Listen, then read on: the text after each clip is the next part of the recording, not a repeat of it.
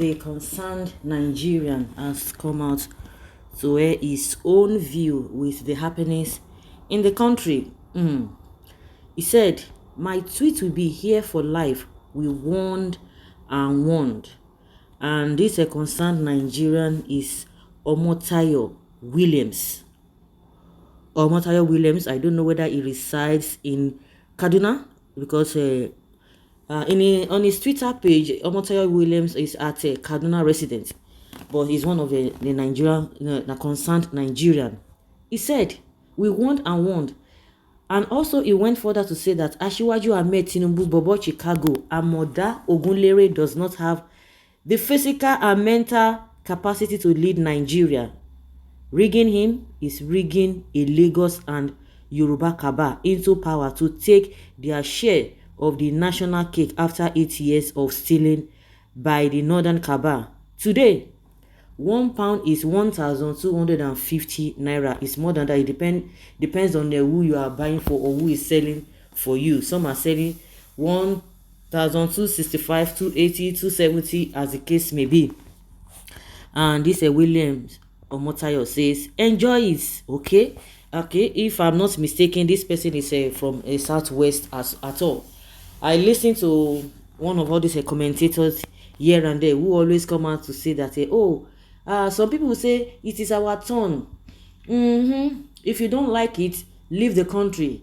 Oh my goodness, it is our turn." An average Nigerian man or an average northern man who was shouting, "Say Baba, say Baba, say Baba," then, "Oh, it is our turn. We know how to grow. We know how to play politics." I say, if that is how you play politics, in my own opinion, if that is how politics is being played, God forbid, I will not emulate such thing.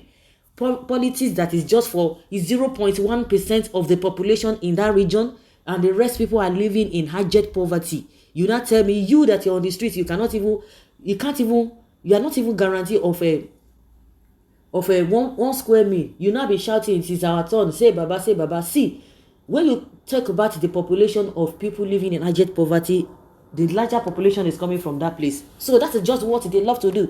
Unfortunately, the people who always come and to say, "Oh, the Yorubas are educated," in my opinion, everybody is educated if you want to be educated. But when you now generalize, because I've seen a lot of them even before now, because I'm always like, I don't understand, they are educated in what way? So that is just a propaganda or what have you.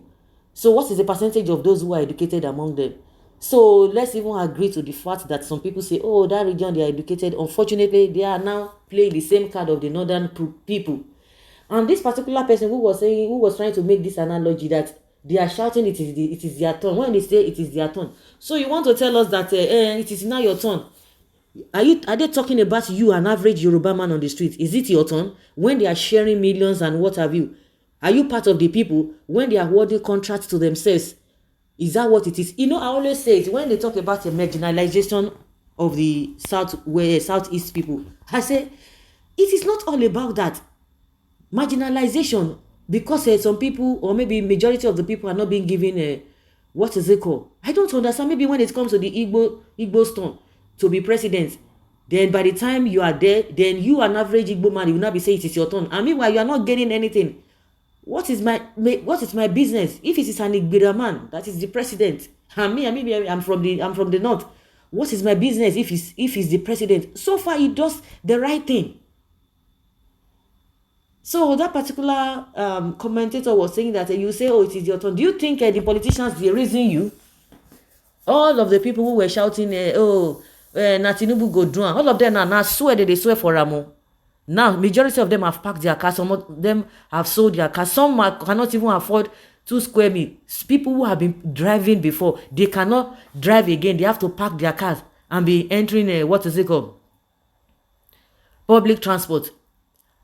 And those who do not even have car, can they even afford it? And now they are still paying. They are paying subsidy. They are paying subsidy because the prices of fuel is a function of the dollar, the amount of dollar or the rate of dollar, the exchange rate. If dollar is 1,000 naira now, and why you think this thing? And meanwhile, when this whole thing was when dollar was 800 or 700 and something, Someone said something naira to a dollar. That was when this 615 naira or 617 naira fuel in. I'm not going to allow the fuel to increase again, because they knew quite well, because now that the fuel is the exchange rate is 1,000 naira to a dollar now, definitely the money ought to have been, the price of fuel ought to have increased. Now you say you are deregulated, there's a free for all this and that, you are not going to be having anything. It is the market forces. Then why is it that the market forces is not affecting the fuel price? Then who is paying for the rest, the money, the increase in the exchange rates, and who is not paying for that?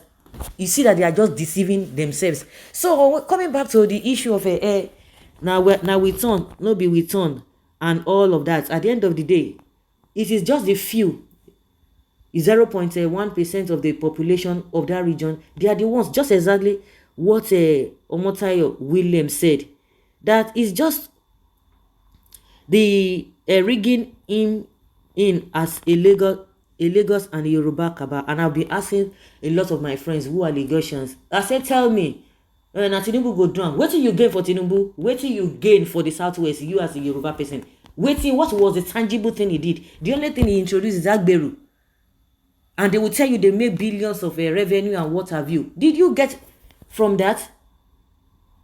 No. Did the environment change for the better? It's just unfortunate. Some people, the next thing they'll say, it is well, God will do it. Well, we just have to depend on God will help us. Hey! I hear some people, I shake my head. I hear some people, I shake my head. It's just unfortunate. Very, very unfortunate.